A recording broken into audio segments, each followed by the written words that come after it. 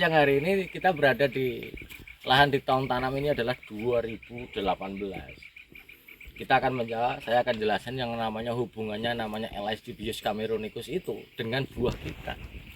Kalau buahnya kita misalnya di lahan kita dengan LSD-Bius yang segitu besarnya, maka jangan disia-siakan. Karena makhluk kecil ciptaan Allah itu adalah bagian yang akan menyelamatkan produksi kita.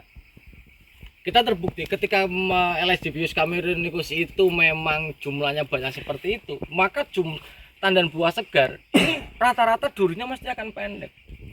Karena namanya penyerbukan dengan menggunakan LSD-Bius itu, maka namanya spikelet itu mesti dia akan sampai ke dalam. 3 sampai 4 susun jelas akan terbentuk dengan sempurna. Sehingga yang namanya tandan buah segar berat janjang rata-ratanya akan terjamin.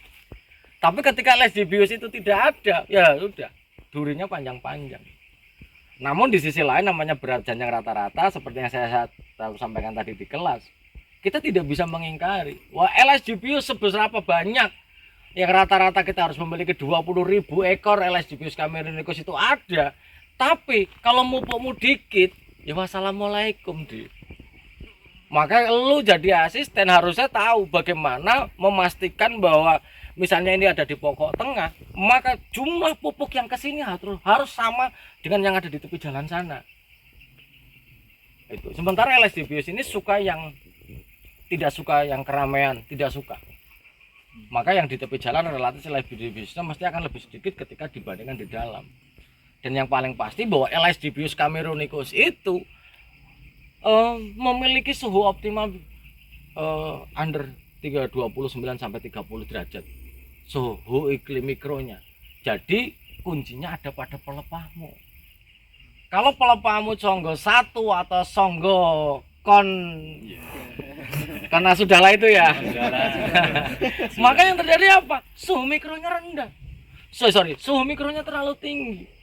LSD-Bius cameronicus dengan suhu yang terlalu tinggi, dia tidak nyaman. Tidak akan nyaman. Maka yang harus kita lakukan adalah bagaimana menjaga songgonya supaya serapannya bisa optimum sampai ke atas, tidak terlalu banyak digunakan untuk vegetatif. Maka kita harus konsisten menjaga songgonya. Ketika udah kita tetapkan songgo 2, ya udah songgo 2. Jangan songgo-songgo nangutubila kayak gitu. Kan ada songgo yang songgo 4, songgo 5, bahkan songgo gondrong. Atau ada juga yang songgo angin alias songgokon asugalah itu. Maka ketika kita melihat bahwa buah yang seperti ini, maka kita akan bandingkan ketika buah yang di pasar sebelah sana dengan kondisi LSD-Bius yang bagus, mesti buahnya bagus. Tapi ada satu sisi lain, ketika buahnya gede-gede, buahnya gede-gede nih. Tapi kalau kita melihat sini Pak Pendi, kalau kita terang mau bisa disut sebelah sini nih, ini buahnya kok nggak rata. Tidak rata. Ini kembali lagi sistem unsur hara kita seberapa banyak diberikan. Kita ngomongin LSD-Bius cameronicus itu seberapa gilanya, tapi berapa gilanya dia membantu kita, tapi kita mupuknya aja hanya 4 kilo NPK, bahkan 3 kilo, atau malah bahkan kayak banyak petani yang kalau mupuk mengalami penyakit baru yang namanya amnesia itu. Kalau panen ingat, kalau mupuk lupa. Yang terjadi apa? Ya produksi akan rendah. Maka kita harus pastikan dulu LSD-Biusnya ada, kemudian pupuknya bagus. Termasuk di dalamnya adalah tadi yang saya sampaikan. Apakah boron itu akan berpengaruh terhadap berat janjang rata-rata? Jawabannya adalah tetap akan berpengaruh. Seberapapun aktifnya LSD-Bius cameronicus itu untuk bekerja membawa serbuk sari akan membantu kita untuk penyerbukan. Tapi bagaimana dengan pembentukan bunga kelapa sawit, bunga betina kelapa sawit yang nyatanya tidak memiliki lendir. Sesuatu itu yang dia berserbuk sari dia akan datang kalau ada lendirnya akan nempel. Kalau dia nempel maka terjadi pembuahan, penyerbukan pembuahan dengan sempurna. Tapi kalau nggak ada lendirnya, padahal di balik lendir ini adalah semuanya isinya boron, sehingga ini yang harus kita pahami. Walaupun kalau di dalam rekomendasi ya rata-rata 50 sampai 100 gram boron wajib kita berikan per pokok per tahunnya, tetap kita berikan. supaya bisa menghasilkan buah dengan produksi yang bagus. Kalau dia belum rata seperti ini, maka pastikan pupuknya sampai tengah. Kalau kita bagi ya, misalnya kita punya 35, kemarin Anda sudah sensus 35 pohon, udah 35-34 pohon per barisnya. Kemudian di 1 sampai 8 mungkin masih aman tuh. 1 sampai 8 sebelah sini aman. 8 sampai 8 sini di tengah-tengah, wah ini BCR-nya mulai berantakan gara-gara apa? Kita tidak bisa memastikan apakah pupuknya sampai sini tidak. Maka seorang asisten yang bagus adalah bagaimana bisa memastikan pupuknya sampai sini. Dan sampai ada suatu kata-kata, pupuk terbaik adalah tapak kaki asisten. tapak kaki asisten. Asistennya jalan. Itu. Seberapa besar badanmu ya tetap harus jalan. Memastikan sampai sini. Karena produksi bukan hanya ditentukan oleh 1 sampai 8 pohon yang pertama sana atau 1 sampai 8 pohon yang di sana. Itu kunci produksi. Maka pasar tengahmu ini kalau bisa sampai sana, sepeda motormu bisa lewat ke sana. Itu untuk memastikan itu. Wah, ini banyak hal yang berkaitan dengan LSDPS. Kayak contohnya tadi, buahnya besar, tapi ujungnya kurang, buahnya kempet lagi, kurang mekar lagi. Oh, berarti nitrogennya kurang. Itu. Oh, buahnya gede Pak ini, tapi brondolnya gede-gede banget. Apa yang lu bayangin ketika dia buahnya gede, bulat, brondolannya gede-gede, pelepahnya mekar, Cis? Mesti akan gila. Mesti akan besar BCR-nya. Tapi kalau kayak gitu, yang kalau misalnya bisa 15 kilo, ngapain lu 12 kilo di BCR-nya? Itu. Maka begitu ada pimpinanmu masuk ke dalam blok ini, wah kita tunjukkan bahwa kita memang benar-benar Acis, Mufleh, Randy, Arden, semua yang ada di sini bahwa kamu itu memang benar-benar ada. Dan kita tunjukkan dengan kerja keras itu. Dan ini yang harus kita pahami bareng-bareng berkaitan dengan pohon. Dan satu lagi para trainer semuanya, kalau kita lihat di sini, ketidakkonsistenan dalam penunasan songgo akan berpengaruh terhadap tinggi tanaman. Benar? Benar. Iya. Kalau tanaman yang umur 18 ya kayak gini lah, ini contohnya. Ini besar pohonnya nih. Tiba-tiba mengecil seperti ini. Ini tanda-tanda jejak-jejak pemerkosaan pemanennya waktu itu.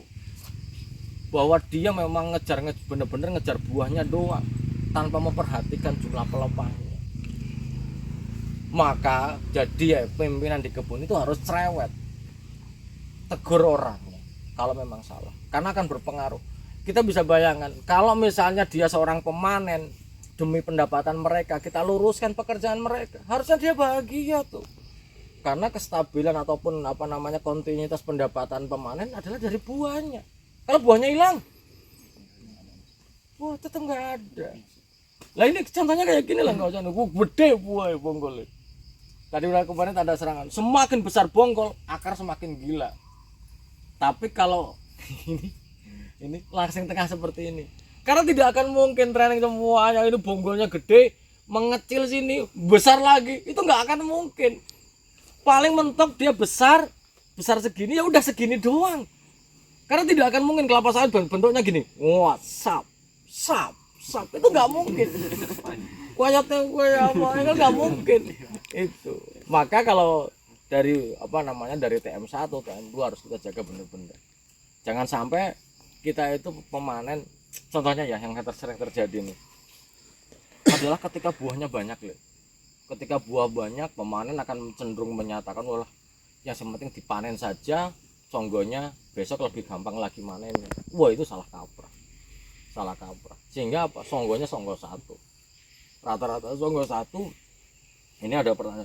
Emangnya kalau songgo 1 kan jadi vegetatifnya berkurang, Pak? Alokasi untuk vegetatifnya berkurang. Ya, kalau balik lagi, kalau vegetatifnya berkurang, seberapa banyak tenaga yang bisa diciptakan mendapatkan energi untuk menyerap unsur hara dan air? Tetap akan kurang. Maka namanya kelapa sawit itu ada titik keseimbangannya.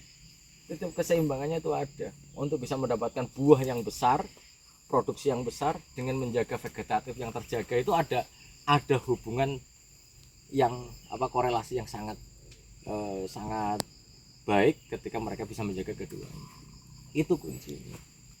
Songgo satu rusak, berarti harus menjaga songgonya yang berapa, karena jumlah pelepah akan menentukan serapan.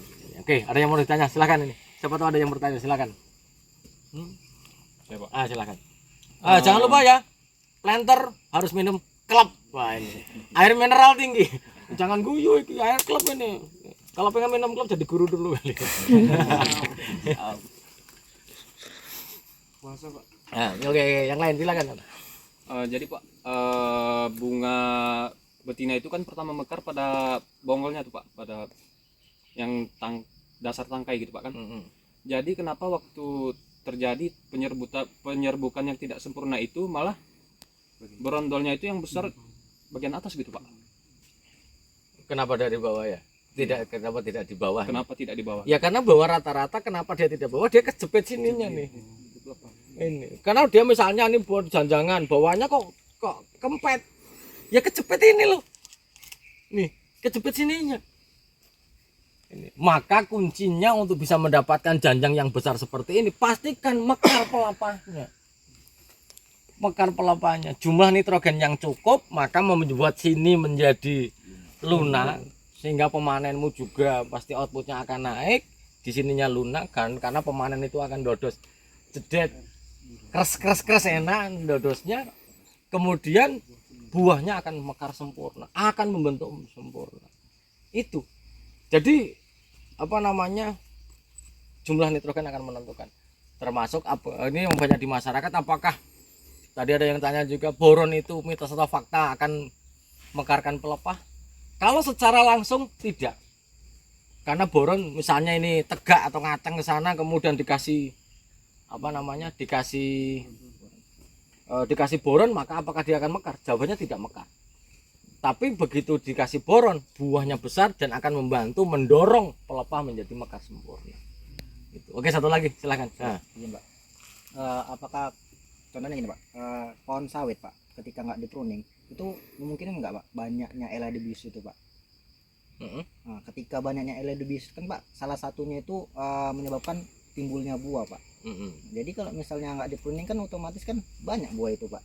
Ya. Jadi pertanyaan saya itu Pak, Mending nggak usah di pruning aja. Ya balik lagi Ren. Unsur hara yang diserap tadi saya disampaikan hampir 60-40 ya. 60 untuk buah dan 40 untuk vegetatif. Ketika kita tidak bisa menjaga keseimbangannya, oh ternyata vegetatifnya 70, generatifnya 30. Itu maka harus ada titik keseimbangannya. Makanya kalau misalnya jumlah pelepah yang terlalu gondrong Pak Pendi, berarti kan suhunya menjadi lembab, maka elastisitas akan bagus. Benar, sekuat kuatnya elastisitas, tapi kalau unsur haranya terbagi terlalu banyak kan akan menjadi masalah juga. Jadi itulah yang sering.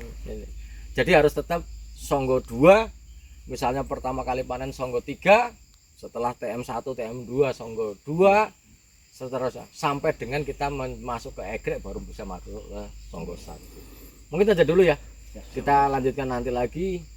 Terima kasih dan salam planter Indonesia. Assalamualaikum warahmatullahi wabarakatuh.